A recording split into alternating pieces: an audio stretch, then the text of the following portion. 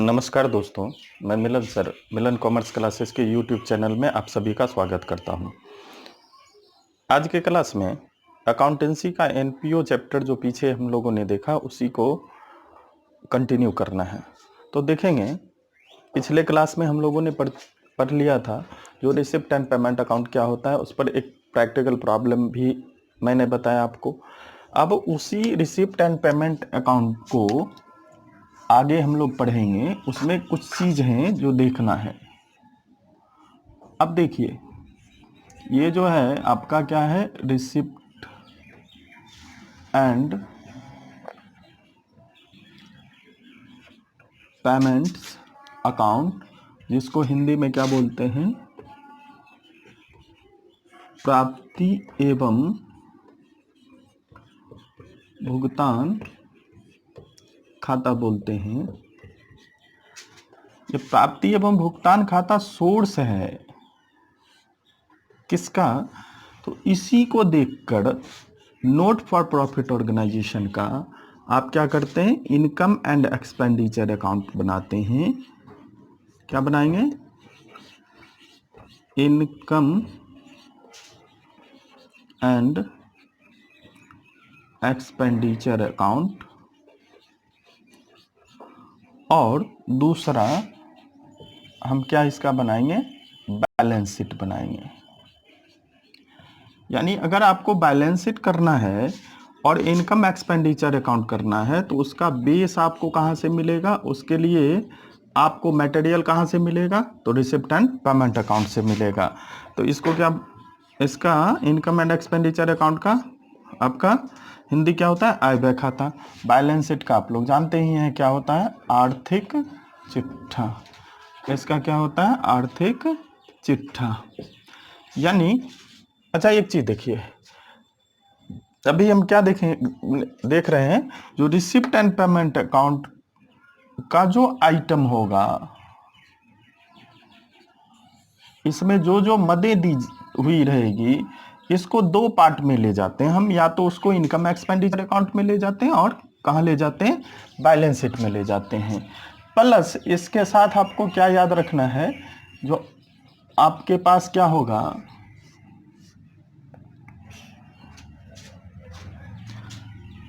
इसके साथ इधर मैं लिख देता हूं, इसके साथ आपको क्या होगा, एडिशनल इंफॉर्मेशन दिया हुआ रहेगा।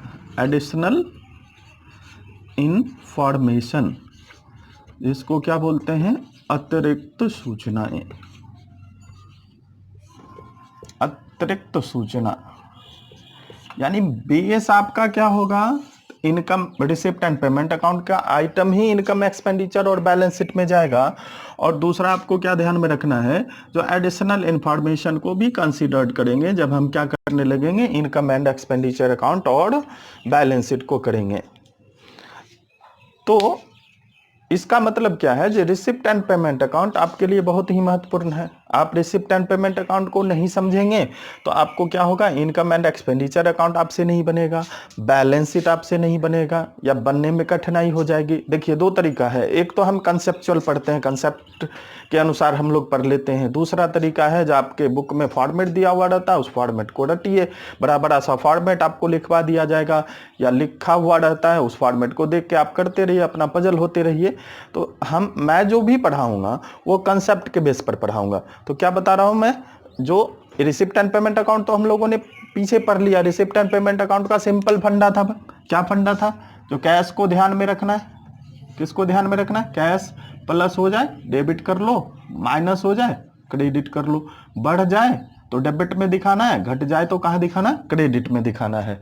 और बैलेंस करना है, बैलेंसिंग तो आपने लेजर में पढ़ा होगा 11 के क्लास में, तो सिंपल बैलेंसिंग करना है। अब रिसिप्ट एंड पेमेंट अकाउंट के आइटम से हम इनकम एक्सपेंडिचर अकाउंट बनाते हैं, बैलेंस शीट बनाते हैं, और इस इनकम एक्सपेंडिचर अकाउंट और बैलेंस शीट को बनाने में हमको सपोर्ट क्या करता है, एडिशनल इंफॉर्मेशन जो दिया हुआ रहता है वो हमको क्या करता है, सपोर्ट करता है। तो इसी को अभी हम थोड़ा सा क्या करेंगे, पोस्टमार्टम करेंगे, किसका, रिसिप्ट एंड पेमेंट अकाउंट का। रिसिप्ट एंड पेमेंट अकाउंट का दो पार्ट में बटा हुआ है। एक साइड इसका डेबिट साइड है, इसमें क्या लिखते हैं हम लोग, रिसिप्ट लिखते हैं।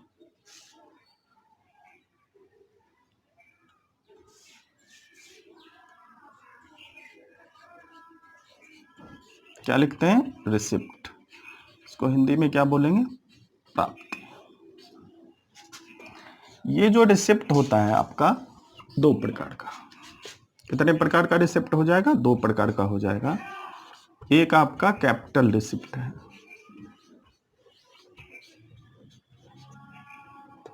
तो हिंदी में क्या बोलते हैं, पूंजीगत प्राप्ति।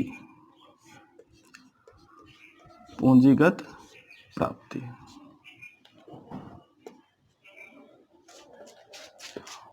और दूसरा जो होता है आपका रेवेन्यू रिसिप्ट होता है, जिसको क्या बोलते हैं, आयगत प्राप्ति। इसको क्या बोलते हैं, आयगत प्राप्ति बोलते हैं। यानी रिसिप्ट 2 प्रकार का। रिसिप्ट जो डेबिट साइड में दिखाया जाता है वो रिसिप्ट आपका कितने प्रकार का होता है, 2 प्रकार का। एक आपका कैपिटल रिसिप्ट होता है, दूसरा रेवेन्यू रिसिप्ट होता है। अब कैपिटल रिसिप्ट क्या होता है, एक सिंपल वर्ड याद रखना है, receipt in non recurring nature. Non recurring nature, गैर आवर्ती प्रकृति की प्राप्तियां। गैर आवर्ती प्रकृति की प्राप्तियां आपका क्या कहलाता है, कैपिटल रिसिप्ट कहलाता है। नॉन रेकरिंग नेचर का मतलब क्या होता है, वैसा प्राप्ति जो आपको आपके एनपीओ को बार बार नहीं हो, उसको क्या बोलते हैं, नॉन रेकरिंग नेचर का रिसिप्ट बोलते हैं। और ये जैसे रिसिप्ट आपका नॉन रेकरिंग नेचर का होगा, यानी जो प्राप्ति आपके गैर व्यापारिक संगठन में बार बार नहीं होगी, उसको क्या कहेंगे, कैपिटल रिसिप्ट कहेंगे। तो एग्जाम्पल में आपको याद रखना है, कैपिटल रिसिप्ट के एग्जाम्पल में पहला आता है लाइफ मेंबरशिप फीस। पहला क्या आता है, लाइफ मेंबरशिप फीस। इसको बोलते हैं आजीवन सदस्यता शुल्क।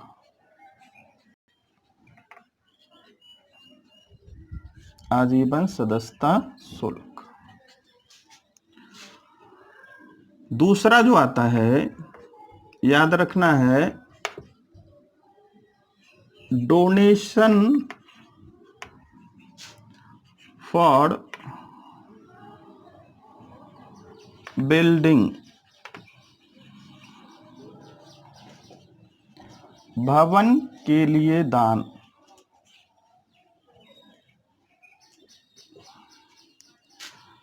तीसरा आपका आता है इंडोमेंट फंड।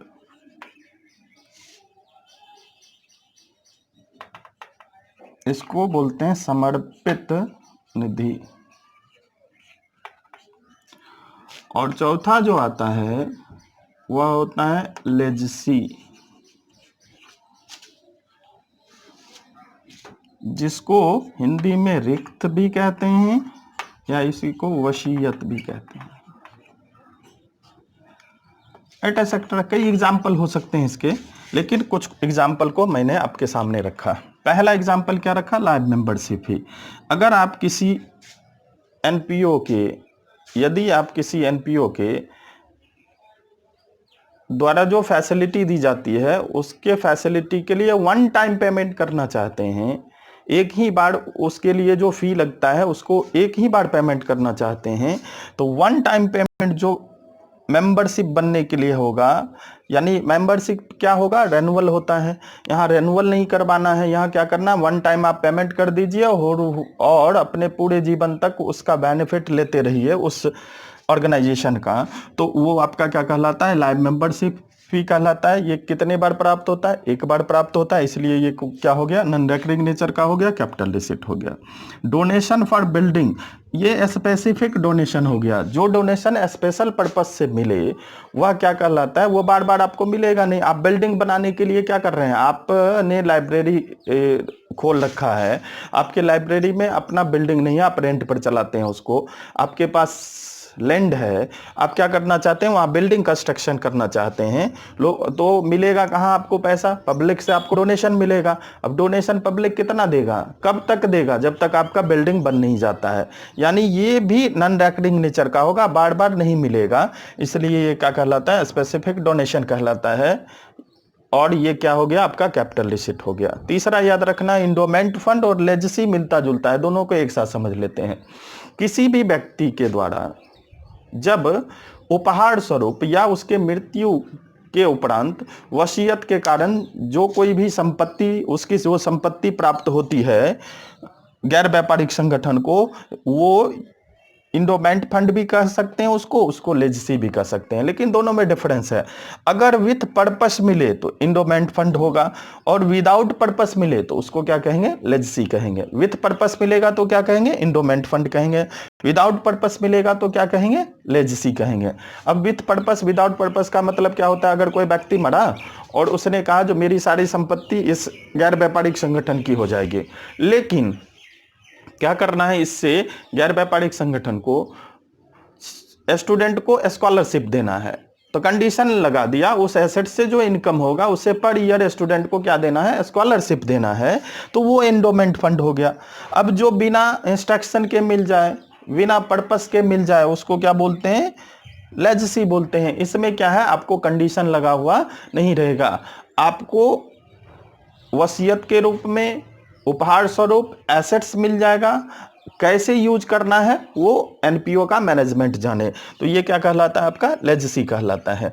अब देखिए पढ़ने का क्या फायदा है।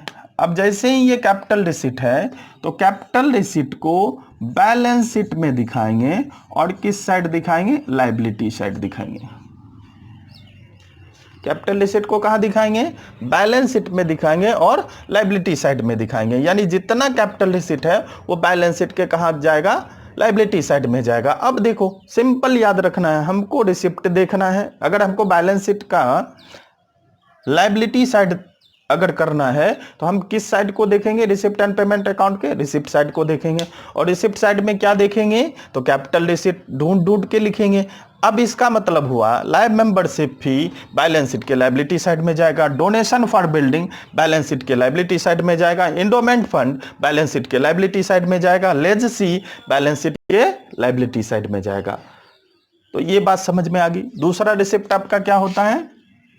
दूसरा जो रिसिप्ट है वो आपका रेवेन्यू रिसिप्ट होता है। अब रेवेन्यू रिसिप्ट किसको कहते हैं? तो रिसिप्ट्स इन रेकरिंग नेचर। कौन सा नेचर? Recurring nature. आवर्ती प्रकृति की प्राप्तियां, आवर्ती प्रकृति की प्राप्तियां आपका क्या कहलाता है? रेवेन्यू रिसिप्ट कहलाता है। यानी जो प्राप्ति गैर व्यापारिक संगठन में बार बार हो वह प्राप्ति आपका क्या कहलाता है? रेवेन्यू रिसिप्ट कहलाता है, आयगत प्राप्ति कहलाता है। और इसके एग्जाम्पल में याद रखना है, पहला आप एग्जाम्पल ले लीजिए सब्सक्रिप्शन। क्या लेना है? सब्सक्रिप्शन, जिसको हिंदी में क्या बोलते हैं? चंदा। दूसरा लेना है डोनेशन, विदाउट पर्पस जो डोनेशन मिलता है वो दान हो गया। तीसरा आप ले लीजिए इंटरेस्ट ऑन इन्वेस्टमेंट, आपने कहीं पर पैसा इन्वेस्ट कर रखा है, इंटरेस्ट ऑन इन्वेस्टमेंट, आपने कहीं पैसा क्या कर रखा है? Invest, interest on investment, sorry,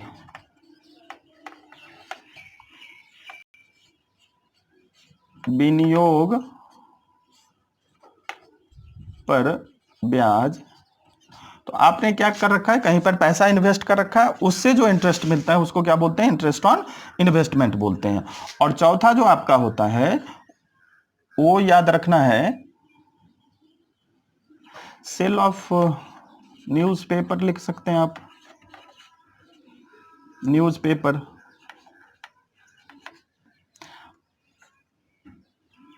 अखबार की बिक्री।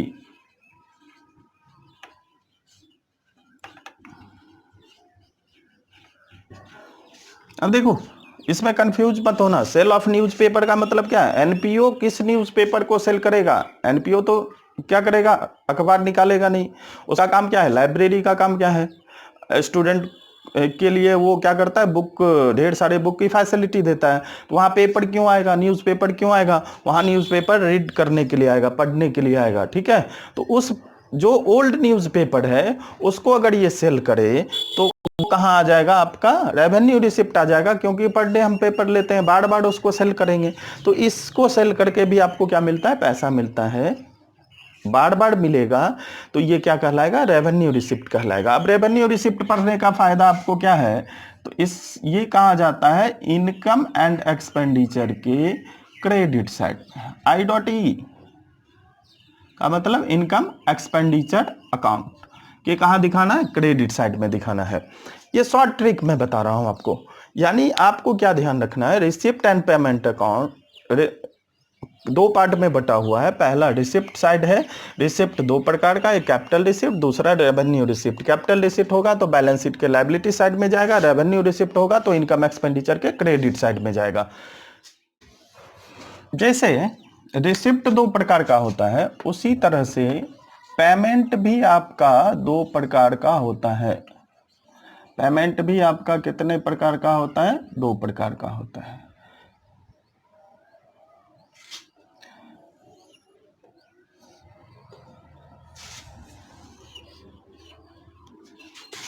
पहला जो पेमेंट होता है उसको कैपिटल पेमेंट कहते हैं। फिर पहला पेमेंट जो होता है उसको क्या बोलते हैं, कैपिटल पेमेंट बोलते हैं। इसको पूंजीगत भुगतान कहते हैं, इसको क्या कहते हैं, पूंजीगत भुगतान कहते हैं। और दूसरा जो पेमेंट होता है वो आपका क्या होता है, रेवेन्यू पेमेंट होता है।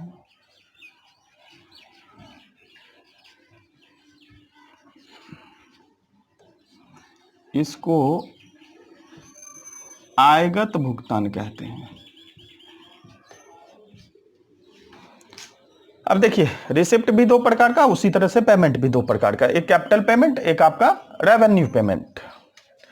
कैपिटल पेमेंट किसको कहते हैं, तो payment in non recurring nature. क्या लिखेंगे, payments in non recurring nature, गैर आवृत्ति प्रकृति का भुगतान। ये क्या कहलाता है, आपका कैपिटल पेमेंट कहलाता है। इसके एग्जाम्पल में ले लेंगे, purchase of investment,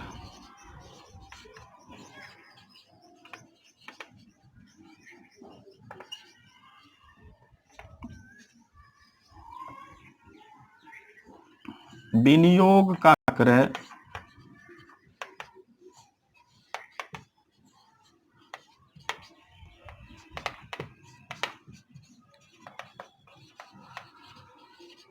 purchase of books,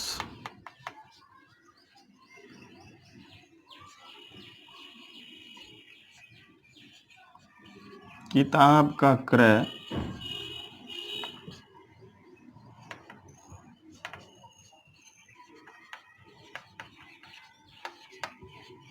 purchase of furniture, furniture का क्रय,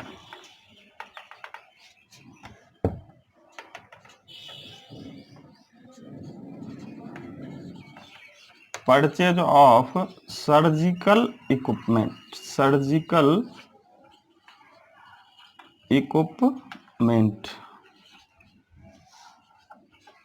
सेल उपकरणों का क्रय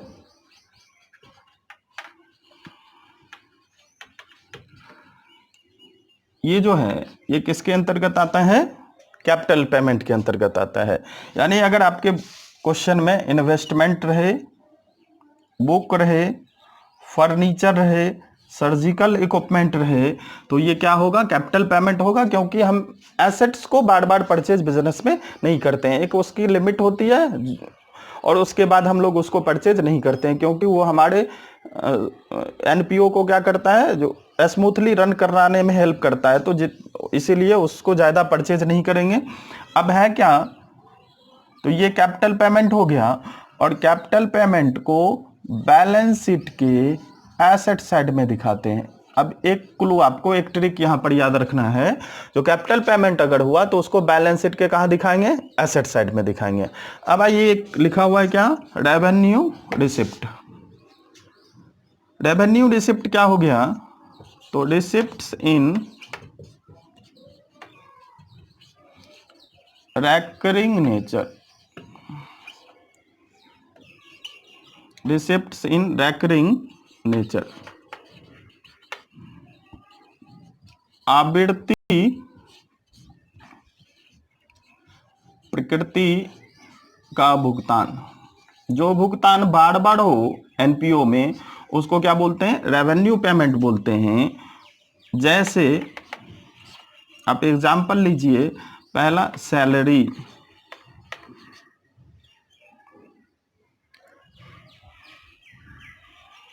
इसको वेतन बोलते हैं। दूसरा rent,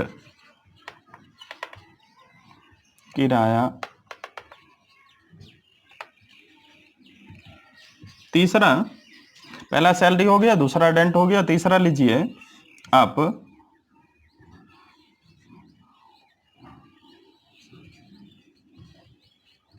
printing and stationery,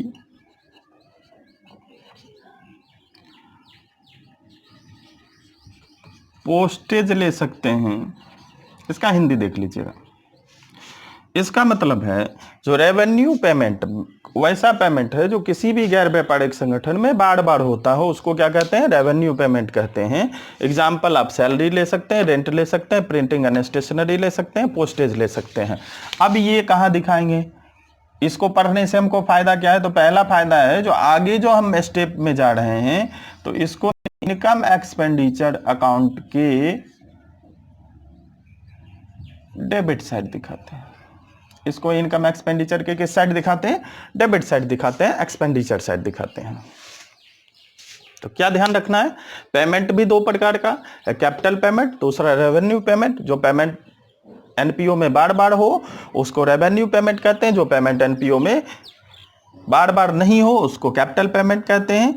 example दिया हुआ है, तो आपको कभी कभी पूछता है जो कैपिटल पेमेंट का एग्जाम्पल दीजिए, कभी पूछता है रेवेन्यू पेमेंट का 2 एग्जाम्पल दीजिए। एकदम सिंपल सा क्वेश्चन पूछता है। और उससे ज़्यादा है जो आगे जो हम इनकम एक्सपेंडिचर अकाउंट करेंगे और बैलेंस शीट करेंगे, तो उसके लिए बेस जो हमको मिलता है, उसके लिए जो थीम मिलता है, वो कहाँ से मिलता है? रिसिप्ट एंड पेमेंट अकाउंट से ही मिलता है। तो मैं आशा करता हूँ जो आपको आज का क्लास समझ में आया होगा। अगर आपको समझ में आता है तो आप ज़्यादा से ज़्यादा बच्चों के साथ इसको शेयर कीजिए, हमारे चैनल को सब्सक्राइब कीजिए, ताकि हम और ज़्यादा आपको अच्छी तरह से सुविधा उपलब्ध करवा सकें। बहुत बहुत धन्यवाद।